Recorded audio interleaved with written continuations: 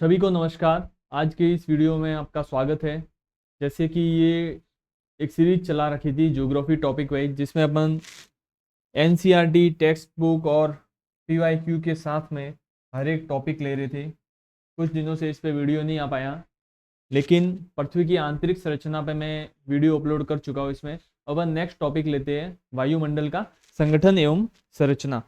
तो इस टॉपिक को लेके अपन कुछ बिंदुओं के रूप में एक वीडियो में नहीं हो पाएगा, थोड़ा इसमें समय लगेगा। 2-3 वीडियो होंगे इसके शॉर्ट, 15-20-25-25 मिनट के। तो इसमें आज अपन बात करेंगे वायुमंडल का संगठन तथा संरचना। तो इस टॉपिक को सबसे पहले समझने के लिए अपन को ये आवश्यक होना चाहिए कि वायुमंडल है क्या। सबसे पहले समझने के लिए ये पता रहना चाहिए कि वायुमंडल है क्या और इसका कंपोजिशन, इसका कंपोजिशन मीन्स संगठन किससे किससे बना है, मतलब इसमें गैस से इसके अलावा भी और क्या क्या है, वो सब आएगा संगठन के अंतर्गत। और संरचना मीन्स स्ट्रक्चर, मतलब कौन सी गैस किस तरफ है। और परतों के रूप में यदि अपन आगे बढ़ते हैं तो उसकी संरचना में क्या प्रवृत्ति रहती है, चाहे ताप की प्रवृत्ति रहे, दाब की प्रवृत्ति रहे, तो इसका अध्ययन अपन संरचना में करेंगे। तो इसके अंतर्गत अपन पढ़ेंगे क्या क्या, वो सबसे पहले देख लेते हैं। सबसे पहले इसका संगठन देखेंगे। संगठन में अपन बात करेंगे गैसें कौन कौन सी है, गैसों की प्रवृत्ति क्या क्या है, किस टाइप में, और गैसों की प्रवृत्ति क्या क्या है, और वातावरण में इनका प्रभाव क्या है, वातावरण में प्रभाव इनका क्या है, और प्रभाव प्रतिशत, कितने प्रतिशत ये गैसें अपने वातावरण में है, ये पढ़ेंगे। संगठन के अंतर्गत अपन पढ़ेंगे। इसके बाद अपन पढ़ेंगे संरचना। संरचना में जो देखेंगे विभिन्न परतें देखेंगे अपन, परतें कौन कौन सी है इसमें। उसके अलावा उसके बाद में परतों के अलावा अपन इसमें ये देखेंगे जो ग्रीन हाउस इफेक्ट है, ओजोन लेयर का क्षरण है, मतलब जो ओजोन मतलब परत में जो छिद्र हो रहा है उसको अपन इसमें देखेंगे। थोड़ा डिटेल में इसमें अलग से लास्ट में देखेंगे, क्योंकि इसके साथ ही पढ़ते हैं तो बहुत शॉर्ट में इसको अपन पढ़ लेते हैं, लेकिन वास्तव में देखें तो इसके आगे ओजोन परत और ग्रीन हाउस इफेक्ट में पढ़ने को थोड़ा बहुत कुछ होता है कि कौन कौन सी गैसें हैं, क्या है, किसका रेशियो ज़्यादा है, ग्लोबल वार्मिंग पावर किसकी ज़्यादा है, तो वो देखेंगे इसमें अपन।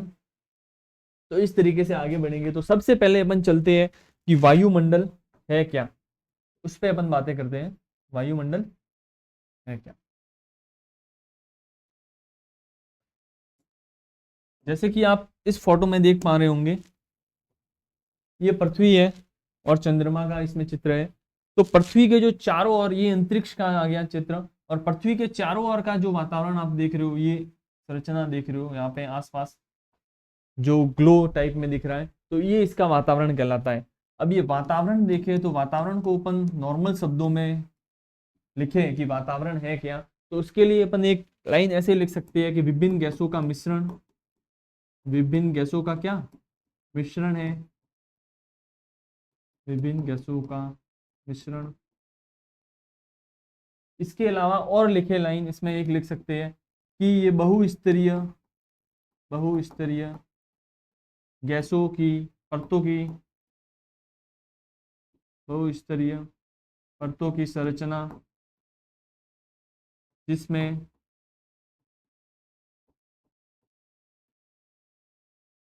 सबकी अलग अलग प्रवृत्ति है, सबकी अलग अलग प्रवृत्ति, मतलब कि लेयर के रूप में बांटा है। यदि ये वातावरण देखे तो ये अलग अलग स्तर के रूप में एक परतदार संरचना है। इसमें सबकी अलग अलग प्रवृत्ति है, किसमें किस गैस की मात्रा अधिक होगी, किसमें तापमान बढ़ने की दशा अलग होगी, किसमें आणविक रूप में गैसें पाई जाएगी, तो ये वातावरण के अंतर्गत आता है। अब वातावरण आप देखोगे कि ये पृथ्वी के चारों ओर क्यों है, तो ये गुरुत्वाकर्षण बल के सारे क्या है, बंधा हुआ है। किसके सारे, गुरुत्वाकर्षण बल के सारे। तो काम की चीजें इसमें ये समझने के लिए बिल्कुल है।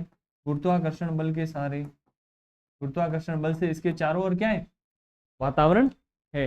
और वातावरण विभिन्न गैसों का मिश्रण एक बहुस्तरीय परतों की संरचना है, ये अपन पढ़ेंगे। इसके अलावा वातावरण में क्या क्या है, तो उसमें जो एनसीईआरटी अपने दे रखी है, जैसे कि मैंने पहले शुरू में ही बताया है कि एनसीईआरटी को अपन लेकर चलेंगे इसमें। तो एनसीईआरटी में जो दिया हुआ है वायुमंडल का संगठन, उसमें शुरू में ही दिया हुआ है कि इसके 3 भागों में बांटा गया है, गैस, जल वाष्प एवं धूलकण। विभिन्न अलग बुक्स में कोई अलग प्रकार का वर्गीकरण दे रखा है, लेकिन अपन इस तरीके से अपन देखे आगे।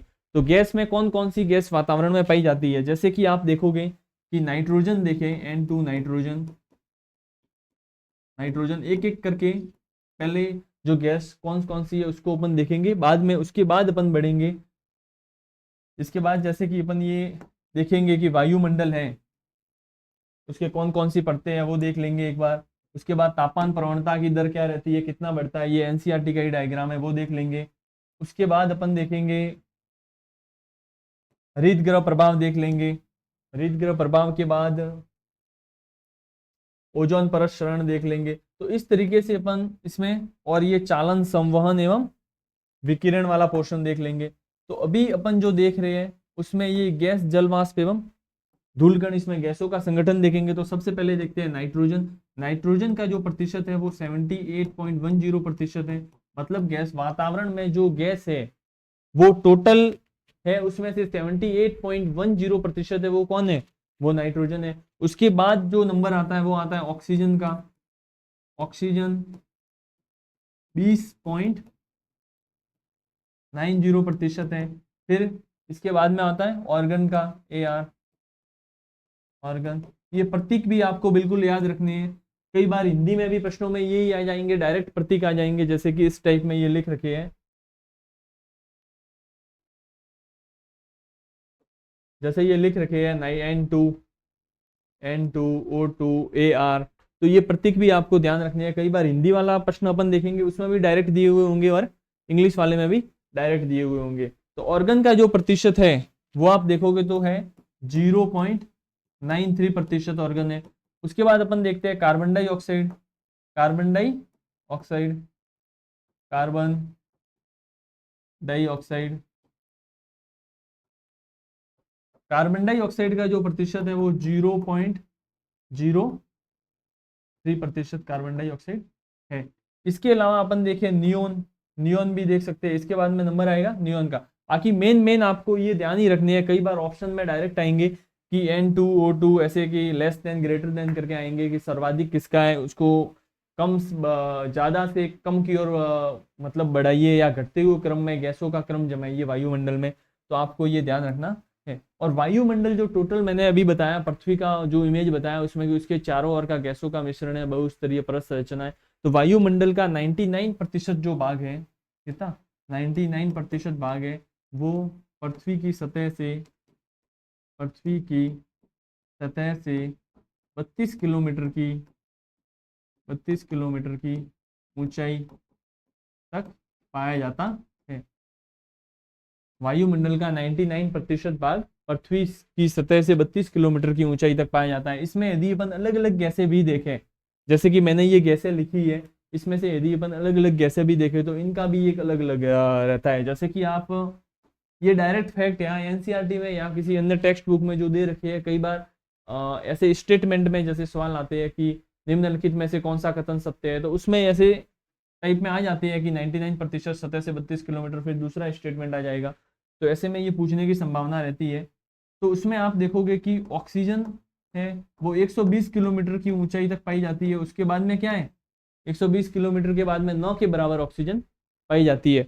उसके बाद अपन देखें तो कार्बन डाइऑक्साइड और जल वाष्प, ये दोनों 90 किलोमीटर की ऊंचाई तक पाए जाते हैं, 90 किलोमीटर तक की ऊंचाई के बाद पाए जाते हैं। इसके बाद ये भी 9 के बराबर पाए जाते हैं। मतलब ऑक्सीजन 120 किलोमीटर और CO2 और जल वाष्प 90 किलोमीटर तक की ऊंचाई तक पाए जाते हैं। तो गैसों के संदर्भ में अपन ने ये देखा है। इसके बाद अपन चलेंगे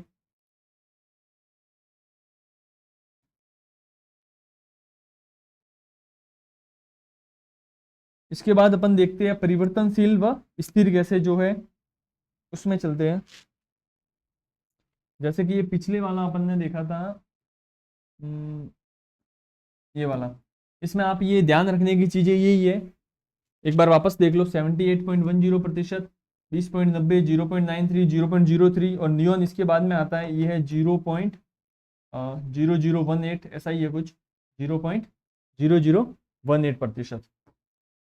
इसके बाद 99% पृथ्वी की सतह से 32 किलोमीटर तक की ऊंचाई पर, और ऑक्सीजन 120 किलोमीटर, CO2 प्लस जलवाष्प 90 किलोमीटर तक की ऊंचाई पर। अब गैसों को अपन दो भागों में जैसे कि बांट सकते हैं, आप देखोगे तो जो गैस है उसको अपन दो भागों में इसमें बांटा है।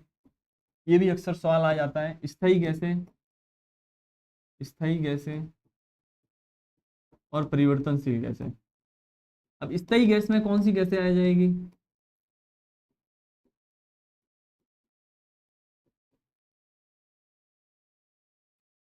अब स्थायी गैसों के अंतर्गत इसमें जो मेन मेन गैसें हैं वो अपन तीन जो गैसें हैं वो लिखेंगे। इसके बाद परिवर्तनशील गैसें वो इसमें आ जाएगी, और एक और इसमें आता है गैस के अंतर्गत निष्क्रिय गैस। ये आपने ऑब्जेक्टिव कोई टेस्ट दिए होंगे तो उसमें ये प्रश्न आपको बिल्कुल मिले होंगे।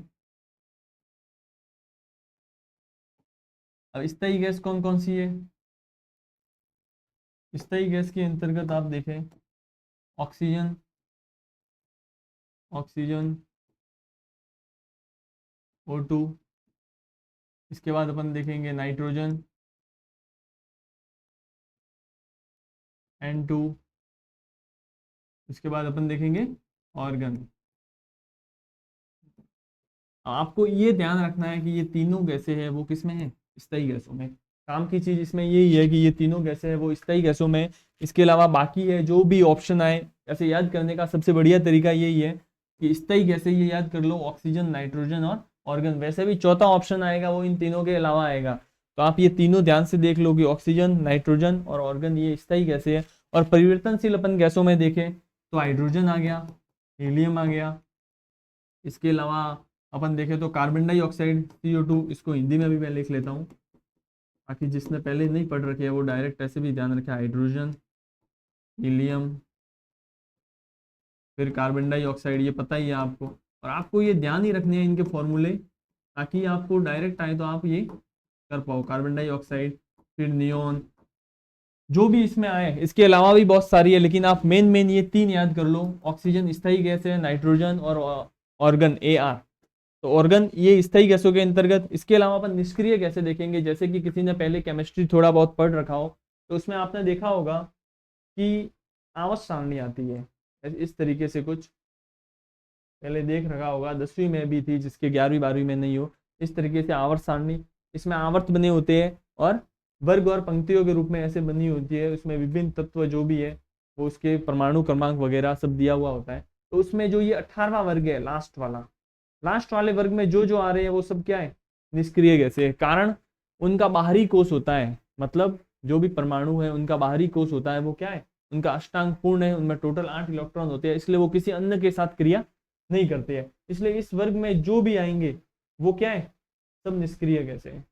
तो उसमें कौन कौन आएगा वो अपन लिख लेते हैं। कारण मैंने आपको बता ही दिया, क्योंकि ये क्या है, इनका अष्टांग पूर्ण होता है, ये इसलिए दूसरों से क्रिया नहीं करते हैं, तो वो आ जाएंगे, निष्क्रिय गैसों में आ जाएंगे। अब निष्क्रिय गैसों में अपन देखें, आप लिख लेना यूट्यूब अपने क्या गूगल में, गूगल क्रोम में लिख लेना कि पीरियोडिक टेबल, तो पीरियोडिक टेबल में आपको मिल जाएगी ये। और 18वां लास्ट वाला आप कॉलम देखना, उसमें लिखे हुए हैं helium, helium, neon, argon, krypton, xenon और रेडॉन। ठीक है, helium, helium, neon, neon, argon, krypton, xenon, xenon और रेडॉन। अब ये आपको याद रखने की चीज है। अब कोई सोच रहा होगा कि आर्गन इसमें भी आ गया और इसमें भी आ गया, तो आर्गन इसमें आया और इसमें भी, क्योंकि ये स्थायी गैसें है इसलिए स्थायी गैसों में मैंने ये लिखा है। बाकी ये गैसें बहुत कम मात्रा में पाई जाती है, तो कभी ये प्रश्न आ जाता है कि निष्क्रिय गैसें, तो ये आपको बिल्कुल याद रखनी है, helium, neon, argon, krypton, xenon और रेडॉन। परिवर्तनशील गैसें ये मैंने लिख ली। इसके अलावा एक और इंपॉर्टेंट इसमें है जल वाष्प। परिवर्तनशील गैसों में जल वाष्प है, आपके लगभग ऑब्जेक्टिव आ जाएगा, तो उसमें ये लिखा हुआ होगा कि निम्नलिखित में से कौन सी स्थायी गैस नहीं है, तो उसमें एक ऑप्शन आ जाएगा जल वाष्प। लगभग इस तरीके के आपको टेस्ट में सवाल मिलेंगे, और ये 3 दिए हुए होंगे और जलवाष्प आपको इसमें से अलग करना है। तो ध्यान रखने की चीजें इसमें यही थी, गैस स्थायी, परिवर्तनशील गैस एवं निष्क्रिय गैसें, ये अपन ने देख ली। इसके अलावा अपन ने देखा है कि ऑक्सीजन है वो कितने किलोमीटर, 120 किलोमीटर के बाद नगण्य पाई जाती है। कार्बन डाइऑक्साइड एवं जलवाष्प 90 किलोमीटर तक पाई जाती है। वातावरण का 99% हिस्सा है वो 32 किलोमीटर तक की ऊंचाई तक पाया जाता है। इसके अलावा अपन इसमें देखेंगे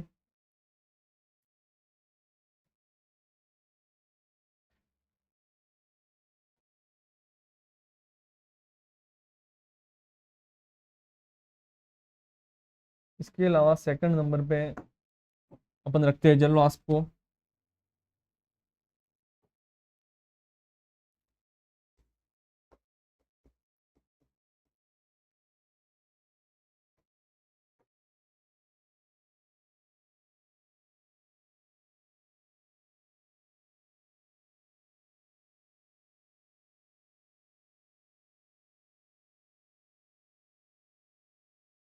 जल वाष्प मतलब पानी जो होता है जल, उसकी वाष्प, आपको नाम से ही पता चल रहा होगा, जल की क्या, वाष्प। अब जल की वाष्प कब बनेगी, जब इसको क्या मिलेगी, उष्मा। अब इसको उष्मा कहाँ से मिलेगी, सूर्य से मिलेगी। जैसे कि आपने देखा होगा सूर्य जिस गोलार्ध में आता है वहां की जलवायु उससे ही परिवर्तित होती है, एवं वहां का जो सागरीय सतह होती है वो गर्म होती है, फिर बादल बनते हैं। क्योंकि जो जल होता है सागर का वो फिर गर्म होता है, और जल वाष्प के रूप में क्या, बादल बनते हैं। आगे की ये प्रक्रिया है। तो जल वाष्प किस क्षेत्र में ज्यादा होगी, तो डेफिनेटली ये आपको पता चल गया होगा जहाँ पे उष्मा ज्यादा होगी। और उष्मा का सोर्स क्या है, उष्मा का सबसे बड़ा सोर्स एक ही है, पृथ्वी का सबसे बड़ा सोर्स है सूर्य। तो जो सूर्य है, सूर्य से ही हमको उष्मा मिलती है। तो जल को जल वाष्प में बदलने के लिए उत्तरदायी हो गया सूर्य। तो सूर्य की स्थिति जहां पर होगी वहां पर जल वाष्प की मात्रा सर्वाधिक पाई जाएगी। तो एनसीईआरटी में जल वाष्प के संदर्भ में 2 आंकड़े दे रखे हैं, तो वो आप दो दो देख सकते हो। मतलब आर्द्र जलवायु होगी जहाँ की, आर्द्र उष्ण जलवायु, वहां पे जल वाष्प की मात्रा वातावरण में 4% तक हो सकती है। और यहाँ तो ध्रुवीय भागों, ध्रुवीय ध्रुवीय मरुस्थल जो होता है आप मतलब जहां पे कोई वनस्पति नहीं होती है, केवल बर्फ ही बर्फ होता है, ध्रुवीय ठंडे मरुस्थल या मरुस्थल या रेगिस्तान, शुष्क रेगिस्तान, शुष्क रेगिस्तान, यहाँ पे जल है ही नहीं शुष्क रेगिस्तान में, तो सवाल ही नहीं है बनने का जल वाष्प, रेगिस्तान में जल है ही नहीं। और ध्रुवीय भाग है वो बहुत जमे हुए हैं, वहां पे सूर्य की उष्मा नहीं है। तो दोनों जगह जो वायु में पानी की मात्रा होगी वो 1% होगी। ये एनसीईआरटी के दोनों दे रखे हैं। तो कई बार पिछली वैकेंसी दो, शायद इस वाली नहीं और नेक्स्ट वैकेंसी में ये सवाल आया हुआ है 4% वाला, कि पृथ्वी पर सर्वाधिक जलवाष्प की मात्रा कितने प्रतिशत तक पाई जाती है, तो उसका आंसर है 4%। और ध्रुवीय ठंडे भाग है। अब आप सोच रहे होंगे कि ध्रुवीय भागों में है तो हवा में पानी का अंश क्यों नहीं है। अब आपको ये ध्यान रखना जरूरी है, तापमान अलग होता है और आर्द्रता अलग होती है। जरूरी नहीं है कि तापमान और आर्द्रता दोनों अलग अलग होती है। अब तुम सोचोगे कि वायु यदि कोई ठंडी है तो उसमें जरूरी नहीं है कि पानी की मात्रा भी हो, और यदि कोई वायु गर्म है तो उसमें पानी की मात्रा तो हो ही नहीं सकती, गर्म वायु में पानी की मात्रा। अब यदि कोई ठंडी जैसे वायु है, आपने देखा होगा ध्रुवीय वायु होती है, तो उसमें ध्रुवीय वायु में जो होते हैं वो पानी की मात्रा नहीं होती है। तो आर्द्रता उसको बोला जाता है जल की मात्रा वायु में, ठीक है। और ठंडा और गर्म ये दोनों अलग चीजें होती है, इसका जल की मात्रा से कोई मतलब। कई बार ये अपन कंफ्यूज हो जाते हैं तापमान और आर्द्रता में। तो आप ये आर्द्रता, वायु में जल की मात्रा, उसको आर्द्रता बोलते हैं। और जो टेम्परेचर होता है मतलब तापमान, तापमान की वजह से ही वायु ठंडी और गर्म होती है। ये दोनों चीजें परस्पर अलग है। तो जल वाष्प के बारे में अपन ने देखा, ये दो चीजें ध्यान रखने की है। इसके अलावा नेक्स्ट अपन देखते हैं, इसमें जो शुरू में मैंने टॉपिक लिया था ये वाला, शुरू में जो टॉपिक लिया था उसमें से मैंने गैस आपको बता दिया, गैस में से कितनी कैसे कौन सी मात्रा में है वो बता दी गई है। उसके अलावा स्थिर एवं परिवर्तनशील गैस है वो मैंने बता दी है। इसके अलावा निष्क्रिय गैस है उसके बारे में बता चुका हूँ। और जो जल वाष्प है उसके बारे में 2 आंकड़े बताए, 4% व 1%, उसमें से ये टॉपिक लगभग आ जाएगा। और एक यहाँ पे एक और चीज है इसमें, CO2 के बारे में मैं आपको बताता हूँ। जो कार्बन डाइऑक्साइड है, कार्बन डाइऑक्साइड ग्लोबल वार्मिंग के लिए उत्तरदायी है, किसके लिए, इसको डिटेल में पढ़ेंगे, वहां पे भी इवन देखेंगे ग्लोबल वार्मिंग मतलब भूमंडलीय उष्मन, मतलब पृथ्वी पर जो टेम्परेचर बढ़ रहा है उसके लिए ये क्या है, उत्तरदायी है। अब भूमंडलीय उष्मन है तो इसके लिए ये ग्रीन हाउस प्रभाव दिखाती है। अब ग्रीन हाउस इफेक्ट क्या होता है, आप अपन शॉर्ट में अभी के लिए आप देखो, बाकी आगे डिटेल से अपन देखेंगे। तो ग्रीन हाउस इफेक्ट ये होता है कि जैसे कि आप एक छोटे उदाहरण से समझे, तो अपन गर्मी के दिनों में यदि कहीं गाड़ी पार्क करके जाते हैं, खिड़की कांच वगैरह चढ़ा करके जाते हैं, तो आपने देखा होगा जब तक अपन वापस आते हैं और दरवाजा खोलते ही अंदर बहुत तेज हीट अपन को मिलती है और अंदर की वायु भी पूरी तरीके से क्या हो जाती है, गर्म हो जाती है। तभी थोड़ा सा खोल के अपन बाहर निकलते हैं, जहाँ भी पार्क करते हैं कि थोड़ा सा जगह रखते हैं ताकि वो गर्म हवा निकले। तो उसके पीछे कारण ये होता है, वो कांच ठीक उस तरीके से कार्य करता है जिस तरीके से कार्बन डाइऑक्साइड कार्य करती है। किस तरीके से, जैसे कि कांच होता है वो सूर्य से उष्मा आ रही है उसको तो अपने अंदर आने दे रहा है, जो सूर्य से उष्मा आ रही है, जैसे कि ये गाड़ी का हो गया, इसमें सूर्य से उष्मा आ रही है, इसको अंदर आने दे रहा है, लेकिन अंदर जो उष्मा वापस इकट्ठा हो गई उसको बाहर जाने नहीं दे रहा है। कांच इस उष्मा के लिए जो सूर्य से आ रही थी उसके लिए पारदर्शी है और अंदर से बाहर है उसके लिए जाने नहीं दे रहा। मतलब CO2 कार्बन डाइऑक्साइड जो है, कार्बन डाइऑक्साइड जो है वो क्या करती है, ये पृथ्वी है जैसे, इसका ये वायुमंडल, पृथ्वी का आप ये वायुमंडल मानो, इसके चारों ओर का लगभग 32 किलोमीटर तक 99% वायुमंडल होता ही है। तो अब आप देखिए इस वायुमंडल में एक जगह है CO2 कार्बन डाइऑक्साइड। तो कार्बन डाइऑक्साइड क्या करेगी, जो ये सूर्य है, सौरिक विकिरण जो आएगी, सूर्य की विकिरण आ जाएगी, उसके लिए पारदर्शी है। लेकिन वापस जो पार्थिव, क्योंकि आपने देखा होगा यदि कोई भी पदार्थ गर्म हो जाता है तो एक पूर्ण रूप से गर्म होने के बाद वो विकिरण क्या करने लगता है, उत्सर्जित करने लगता है, खुद ही उत्सर्जित, जैसे गर्म होने के बाद ठंडा होने के लिए उत्सर्जित करना पड़ेगा। तो ये पार्थिव विकिरण, ये गर्म होगी धरती और धरती वापस पुनः हीट, मतलब ये तो हो गई सौरिक विकिरण, सौरिक विकिरण। अब पृथ्वी वापस जो हीट भेजेगी इसको अपन बोलते हैं पार्थिव विकिरण। तो इसके लिए तो ये क्या है, पारदर्शी है CO2, ये अंदर आने देता है, लेकिन पार्थिव विकिरण जो वापस जा रही है उसके लिए क्या है, अपारदर्शी है, वो वापस जाने नहीं देता। इसलिए ये विकिरण क्या होती है, अंदर ही अंदर वापस आ जाती है या फिर वातावरण में ही क्या हो जाती है, संग्रहित हो जाती है। तो वास्तव में देखें तो ये CO2 है वो एक कंबल की भांति कार्य करती है ताकि उस हीट को वापस जाने नहीं देती, इसलिए पृथ्वी क्या रहती है, गर्म। लेकिन अधिक मात्रा में CO2 होने से टेम्परेचर भी बढ़ेगा, ये भी बहुत आवश्यक बात है, क्योंकि मानव ने अपनी इच्छा के अनुरूप जो पृथ्वी का उपयोग किया है, अपनी इच्छा के अनुरूप उपयोग किया है, विभिन्न ईंधन, जीवाश्म ईंधन का चाहे उपयोग हो, उससे जो CO2 निकल रही है वो वातावरण में CO2 का क्या है, लेवल बढ़ रहा है। जैसे जैसे CO2 पहले काफी साल पहले थी और अब है, उसमें ग्रोथ ज्यादा आ रही है, क्योंकि ये क्या है, परिवर्तनशील गैस है, पिछले स्लाइड में मैं बता चुका हूँ। तो वो आपको ये ध्यान रखना है। तो इसमें एक बात ये ध्यान रखने की थी, और एक नाइट्रोजन का जो था वो मैंने बताया था 78.10% इसमें बताया था। और नाइट्रोजन को अपन डायरेक्ट प्राप्त नहीं कर सकते हैं। नाइट्रोजन सबसे पहले पेड़ पौधे होते हैं वो अपनी जड़ों में स्थिरीकरण करते हैं, नाइट्रोजन स्थिरीकरण होगा और उसके माध्यम से डायरेक्ट अपन, कोई भी जीव जंतु नाइट्रोजन को डायरेक्ट ग्रहण नहीं करते हैं, जैसे अपन ऑक्सीजन को लेते हैं वैसे डायरेक्ट ग्रहण नहीं करते हैं, उस हिसाब से करते हैं। और नाइट्रोजन है वो एमिनो एसिड के रूप में फिर वापस में अपने जो सेल में प्रोटीन होता है उसका एक महत्वपूर्ण हिस्सा होता है। बाकी ध्यान रखने की, जो मैंने ये समझाने का सब बताया, बाकी ध्यान रखने की आप इसमें जो देखो तो ये जो दिए हुए आंकड़े ये हो गए, इसके अलावा ये 3 स्टेटमेंट हो गई, ये आप देखिए। इसके अलावा कार्बन डाइऑक्साइड की ग्लोबल वार्मिंग की जो प्रॉपर्टी है, इसका गुण है कि सौरिक विकिरण को आने देती है लेकिन पार्थिव विकिरण के लिए अपारदर्शी है, जिससे एक कंबल की भांति कार्य करती है। इसको हालांकि अपन आगे और डिटेल में पढ़ेंगे इसको।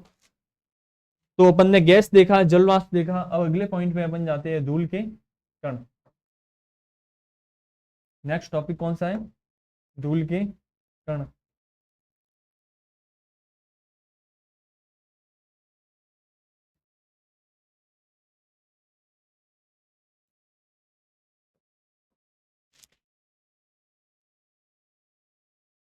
नेक्स्ट टॉपिक है इसमें धूल कण।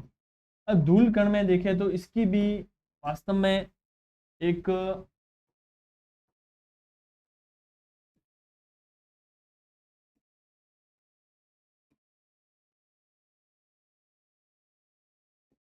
इसका भी एक विस्तृत एरिया है धूल कण का, क्योंकि धूल कणों के अंतर्गत विभिन्न प्रकार के आगे एनसीईआरटी में केवल धूल कण दे रखा है, लेकिन आप अगर अदर बुक में देखोगे तो इसमें एक नाम और आता है एरोसोल। एरोसोल क्या होता है वो भी अपन देख लेंगे इसमें। तो धूल कण में अपन देखें तो समुद्री नमक के कण आ गए, इसमें अपन लिखना चाहें तो समुद्री नमक के कण, समुद्री नमक के कण वो भी वायुमंडल में उड़ेंगे। समुद्री नमक के कण, राख के कण, उल्का पिंड के कण, पराग कण, सस्पेंडेड पार्टिकुलेट मैटर मतलब निलंबित कण वातावरण में, वो भी ये आ जाएंगे। ये सब निलंबित ही रहते हैं वातावरण में, निलंबित कण।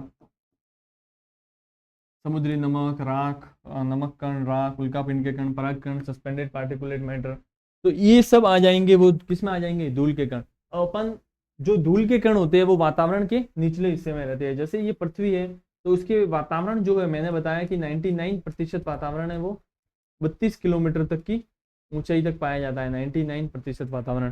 तो ये धूल कण होते हैं वो वायुमंडल के निचले हिस्से में पाए जाते हैं। अब निचले हिस्से में धूल कण पाए जाते हैं, लेकिन संवहन के कारण, अब संवहन क्या होता है कि धीरे धीरे धारा के रूप में इसका क्या है? ऊपर उठना। निचली वायु है इसका ऊपर उठना, वो क्या कहलाता है? संवहन।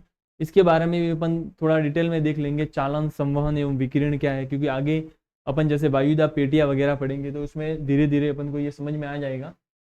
तो जो 32 किलोमीटर तक 99% वातावरण है, तो आप ये देखोगे कि ये धूल के कण निचले हिस्से में होते हैं, लेकिन धीरे धीरे हवा के साथ कहाँ पहुंच जाते हैं? ऊपर पहुंच जाते हैं। तो ये धूल के कण वास्तव में कार्य क्या करते हैं? जैसे गैसों का तो अपन ने कार्य देख लिया कि कार्बन डाइऑक्साइड क्या कार्य कर रही है, नाइट्रोजन क्या कर रही है और उनका प्रतिशत क्या है। तो धूल के कण हैं वो कार्य करते हैं एक आर्द्रताग्राही नाभिक के रूप में कार्य करते हैं, आर्द्रताग्राही नाभिक। अब आर्द्रताग्राही नाभिक क्या होता है? आर्द्रताग्राही नाभिक क्या होता है?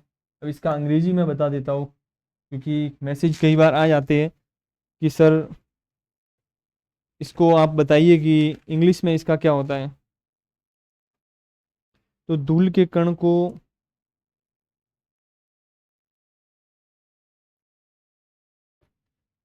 अंग्रेजी में बोलेंगे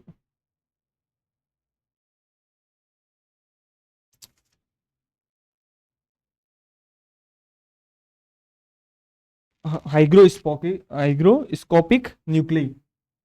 सॉरी, ये मुझे पहले लिखना चाहिए था वैसे, लेकिन अभी मुझे अचानक याद आया। हाइग्रोस्कोपिक न्यूक्ली,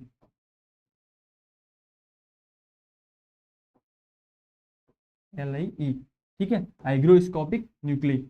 अब आर्द्रताग्राही नाभिक वैसे होते क्या है, तो आप इस चित्र में देख पा रहे होंगे जैसे कि ये एक धूल का कण है। किसका?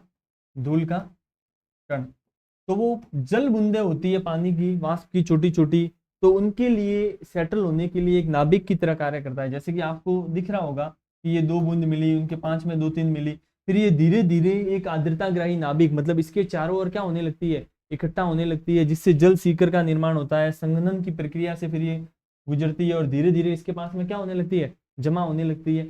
फिर डायरेक्ट यही मिलके फिर आगे क्या बनाते हैं? बादल बनाते हैं।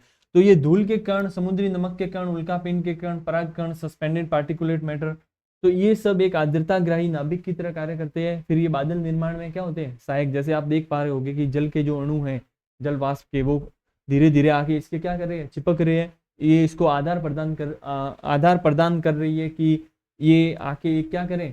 धीरे धीरे जल सीकर का निर्माण करें। तो धूल के कण किसके काम आते हैं? ये आपने देख लिया, आर्द्रताग्राही नाभिक की तरह कार्य करते हैं। तो आज अपन ने इस वीडियो में जो डिस्कस किया है वो मेन चीज ये डिस्कस की है, वातावरण है क्या? बहुस्तरीय परतों की संरचना है, विभिन्न गैसों का मिश्रण है और गुरुत्वाकर्षण बल के सारे इसके पृथ्वी के चारों ओर है। अब वायुमंडल का संगठन था, संरचना में अपन ने 3 चीजें क्लियर की है, गैस, जल वाष्प एवं धूल के कण। मैंने लिखवाया है, उसमें से लगभग आपके बाहर नहीं जाना है, क्योंकि जो चीजें इसमें लिखवाई है वो मैंने NCERT भी देखी है, उसके अलावा बुक है उससे भी मैंने लिखवाया है। तो आप ये जो फैक्ट हैं आप नोट्स में, हालांकि किसी ने अलग से पहले से बना रखा हो, अपने नोट्स क्लियर कर रखे हो कोचिंग से नोट्स लेके या फिर वीडियो देख करके, तो आप उसमें मिला सकते हो कि यदि कोई पॉइंट छूट गया हो तो आप ऐड कर सकते हो। तो ये आपके लिए वो भी बेनिफिट हो जाएगा। और समझने के दृष्टिकोण से मैं ये तीनों चीज़ें को क्लियर कर चुका हूँ। यदि इसके अलावा इनमें से कोई आपके डाउट रह रहा है तो आप कमेंट कर देना, उसको आज जो अगला वीडियो आएगा उसमें मैं लेके उसको सॉल्यूशन अपन कर देंगे। अब इसमें आगे जो अपन देखेंगे, मैं आगे इस टॉपिक में बताऊंगा, वो अपन देखेंगे इसकी जो परतें हैं वायुमंडल की। लगभग सवाल यहीं से आता है एक सवाल, और वहां से भी एक सवाल आ जाता है। तो ये परतें हैं वो अपन देखेंगे। परतों के अलावा जो ताप प्रवणता इसमें है, ये वाली, कहाँ पे टेम्परेचर कैसे बढ़ रहा है और टेम्परेचर कम क्यों हुआ, ज़्यादा क्यों हुआ, उसमें विभिन्न घटनाएं हैं वो देखेंगे। उसके अलावा हरितगृह प्रभाव, ओजोन क्षरण, चालन संवहन एवं विकिरण। तो आप मान के चलिए कि इस वीडियो के अलावा भी लगभग 2-3 वीडियो इस पर बन सकते हैं 20-25 मिनट के। तो आप रिवीजन के लिए आपके लिए बेटर रहेगा, चाहे आपने कोचिंग ली हो या फिर बिल्कुल फ्रेशर हो, तो आप एक बार ये वीडियो गो थ्रू हो जाइए और उसमें से कोई काम की चीज़ यदि आपको लगे तो आप वो उसमें अपने नोट्स में ऐड कर लेना। तो अगली सीरीज ये अपने चलती रहेगी, इसी ऐसे ही topic wise NCERT text book और पीवाईक्यू जो ऐड करेंगे। और लास्ट में इस वीडियो के ये टॉपिक के लास्ट में अपन ऑल पीवाईक्यू इससे रिलेटेड होंगे, जैसे कि अपन ने पृथ्वी की आंतरिक संरचना में किया था, उसी तरीके से अपन ये टॉपिक आगे बढ़ाते रहेंगे। धन्यवाद।